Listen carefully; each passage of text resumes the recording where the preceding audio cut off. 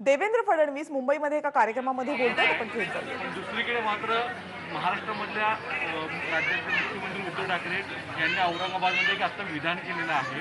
ते म्हणजे ते माजी सहकारी आहेत ते नव्याने आले तर आनंदच होईल असं सांगतात. आणि आजी सहकारी होऊ शकतात असं कोणत्या पक्षात येत आहे ते आम्हाला बघायचं आहे. काय काय काय म्हणाले? आमचे सहकारी बोलले की आमच्या 3 पक्षापैकी कोणत्या पक्षात येत आहे आम्हाला बघायचं आहे. आजी माझी सहकारी एकत्रित आले तर भावी सहकारी होतील असं ते म्हणाले. म्हणजे भाजप आणि शिवसेना हा त्यांच्या शुभेच्छा ठीक आहे, चांगली गोष्ट आहे. राजकारणामध्ये कधीही काही होऊ शकतं. मात्र भारतीय जनता पक्षाची भूमिका अगदी स्पष्ट आहे. आम्ही कुठेही सत्तेकडे डोळे लावून बसलेलो नाही आहोत. आम्ही सक्षम विरोधी पक्ष नेत्याची भूमिका आणि विरोधी पक्षाची भूमिका ही या ठिकाणी करतो आहोत. आणि हे जे काही अनैसर्गिक अशा प्रकारचं गठबंधन तयार झालेलं आहे हे फार काळ काही चालू शकत नाही. मला असं वाटतं कदाचित माननीय मुख्यमंत्र्यांच्याही लक्षात आलं असेल की अशा प्रकारचं अनैसर्गिक गठबंधन करून महाराष्ट्राचं नुकसान होत आहे आणि म्हणून त्यांनी मनातली भावना बोलून दाखवली. भविष्यामध्ये महाराष्ट्र सदनमध्ये मराठवाडा मुक्ती संग्रामच्या कार्यक्रमाची परवानगी मागण्यात आली होती दिल्ली पण ती परवानगी देण्यात नाही आली. त्याबद्दल काय म्हणणं? हे तर अत्यंत आश्चर्य आहे, कारण मराठवाडा मुक्ती संग्राम हा आपला एक राष्ट्रीय कार्यक्रम आहे. कारण आपल्याला माहिती आहे की मराठवाड्याची मुक्ती ही ब्रिटिशांचं राज्य गेल्यानंतरही जवळजवळ वर्षभराने त्या ठिकाणी झालेली आहे. 17 सप्टेंबर 48ला आपल्या मराठवाड्याची मुक्ती त्या ठिकाणी झालेली आपण बघितली. त्याच्याकरता एक फार मोठा लढा उभारला गेला आणि सरदार वल्लभभाई पटेल यांच्या नेतृत्वात मोठ्या प्रमाणात आमच्या मराठवाड्यातले नेते हे सगळे एकत्रित आले आणि एक त्यांनी जे आंदोलन केलं त्यातनं मराठवाड्याची मुक्ती ही निजामाच्या आणि रजाकाराच्या या त्या राज्यातनं त्या ठिकाणी झालेली आहे. आणि म्हणून त्याला जर परवानगी नाकारली जात असेल तर हे गंभीर आहे. ज्यांनी परवानगी नाकारली असेल त्यांच्यावर कारवाई केली पाहिजे. सर, ज्या पद्धतीने चंद्रकांत दादांचं वक्तव्य येत आहे, ज्या पद्धतीनं सर एसटीच्या बैठकीमध्ये आम्हाला जे काही जर कर आमच्या राज्याचे कमी करण्यात आले तर ते कुठेतरी खपून गेले याबद्दल सुतोवाच स्थानिक केले याबद्दल काय म्हणतात? मी अतिशय स्पष्टपणे सांगतो, काँग्रेस राष्ट्रवादी काँग्रेसची भूमिका दुटप्पी आहे, पूर्णपणे दुटप्पी आहे. एकीकडे पेट्रोल डिझेलचे भाव वाढतात म्हणून सांगायचं आणि ते भाव कमी करण्याकरता आणि एक भाव देशात आणण्याकरता पेट्रोल डिझेल जीएसटी मध्ये आणण्याचा प्रस्ताव केंद्र सरकारने आणला की ज्याच्यामुळे 20 ते 25 रुपयांनी देखील एखाद वेळेस पेट्रोल आणि डिझेल स्वस्त होऊ शकेल, तर त्याला मात्र विरोध करायचा. ही दुटप्पी भूमिका आहे. मग कालपर्यंत सायकल घेऊन का निघाले होतात? त्यामुळे यांना आज यांचा खरा चेहरा उघड झालेला आहे.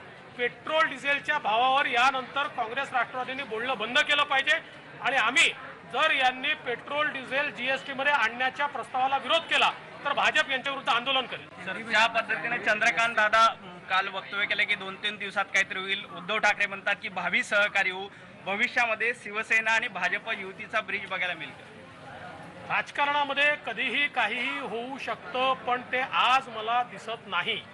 अगदी स्पष्टपणे सांगतो की भारतीय जनता पार्टी सरकार बनवण्याकरता कुठेही त्या ठिकाणी अगदी आता आम्हाला बनलंच पाहिजे अशा मानसिकतेत असं बिलकुल नाही. आम्ही विरोधी पक्षात काम करतो आहोत, सक्षम विरोधी पक्ष म्हणून काम करतो आहोत.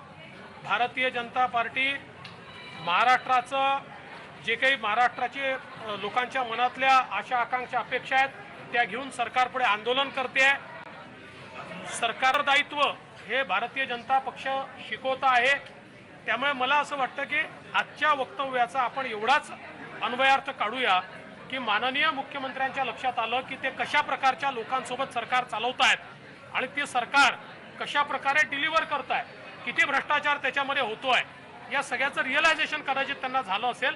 त्यामुळे आपण शुभेच्छा समजू. मुंबईमध्ये गर्डर कोसळून 21 कामगार जखमी झाले. एक गर्डर कोसळून जिस तरीके से मराठवाड़ा मुक्ति दिन के दिन मुख्यमंत्री चाह रहे हैं कि पूरा जो अभी के सहकारी हैं उनसे मुक्ति मिले और नए सहकारी बने पुराने. देखिए, अगर उनको ऐसा लगता है कि इन सहकारियों से मुक्ति मिलनी चाहिए तो मैं ऐसा मानता हूँ कि एक प्रकार से एक अच्छा रियलाइजेशन है, क्योंकि जिस प्रकार का भ्रष्टाचार आज इस सरकार के माध्यम से हमको देखने को मिलता है तो शायद कहीं ना कहीं मुख्यमंत्री जी को इसका रियलाइजेशन हुआ होगा. भारतीय जनता पार्टी की भूमिका बहुत स्पष्ट है. हम विरोधी पक्ष में काम कर रहे हैं, हम कोई सत्ता के पीछे दौड़ने वाले लोग नहीं हैं.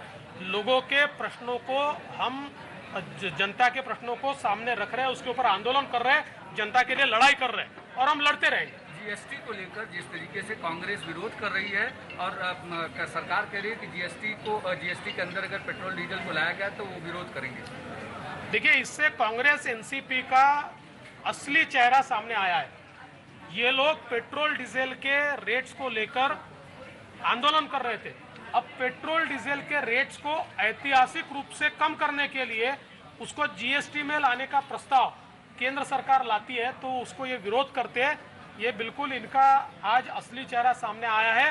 और अगर पेट्रोल डीजल को जीएसटी में लाने के लिए कांग्रेस एनसीपी विरोध करेगी या ये उद्धव ठाकरे जी की सरकार विरोध करेगी तो हम उसके खिलाफ आंदोलन करेंगे, क्योंकि जनता के साथ ये बेईमानी है। अनेक मराठा संघटना तुमच्यासोबत उभा आहेत.